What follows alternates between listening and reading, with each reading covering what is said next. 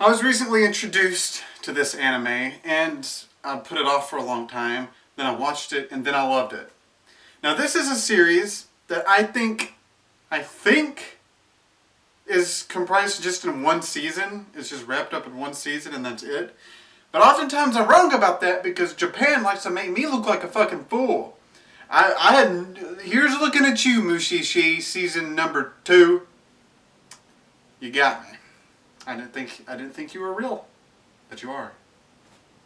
I saw you on Netflix. Angel Beats! You have to say it really ecstatically because that exclamation mark at the end is actually part of the actual title. Now this anime is not all just one thing. It's not purely action, it's not purely comedy, it's not purely dramatic, it's not purely a romance, it's just purely. You know, that doesn't make any sense. But it is all those things. It is all of those things. And it has a good amount of all of it. It's probably, I would say, mostly dramatic with a lot of action in it. But I don't know. It touches you a little bit everywhere. And not in that way. I promise. But if it did, you'd be okay with it.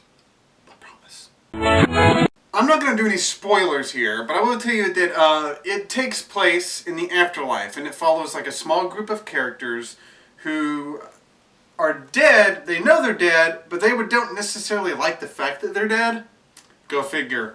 And they did mostly because they weren't happy with the life they had when they was on Earth, like when they were alive. And it gives you flashbacks here and there for each of the main characters, showing you their life while they were alive. Their life while they're alive. And they're all very sad. And you will cry on each individual flashback. Not just on those. But regardless of that, these characters do have a lot of dynamics. They're all different in their own way. But they are forced to like work together, form friendships. Some of them form relationships of the romantic nature. And those are really touching. You know, everything that you would expect would happen within like an eclectic crew like that happens. Relationships form just like people, but they form under circumstances where they have to work together because they're more or less fighting against God because they were extremely unhappy and thought it was unfair the life they had to live. Now, what happens here is, I'm guessing what they have to do is achieve certain things that they wanted in life and then they can pass on. Now that necessarily isn't like original concept, the whole afterlife passing on thing. But this happens. But this does it in a way that like you don't necessarily want them to pass on. I know that's weird. You don't want them to find happiness. Mostly because when that happens, you become obliterated, as they call it. And you just leave. And you leave the people who were there behind. And they will miss you.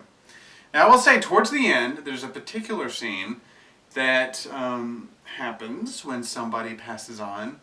And you will cry forever. I'm still crying. I'm just editing out my tears. There is a scene towards the end that's extremely sad. I don't want to do a spoiler here. Here's a little picture for it. I'm just saying, if you've seen this anime, you know exactly what I'm talking about. If you have not seen this anime, watch it, and then tell me about it, and tell me how long it took you to stop crying.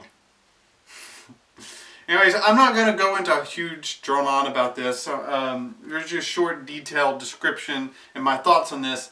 I give this fucking anime 75 million out of 70 million. All the way to the motherfucking... yeah, dude. Doesn't make any sense. I don't feel like specific ratings would make any sense. It's amazing. Go watch it. Tell me what you think about it. See you guys in some future videos.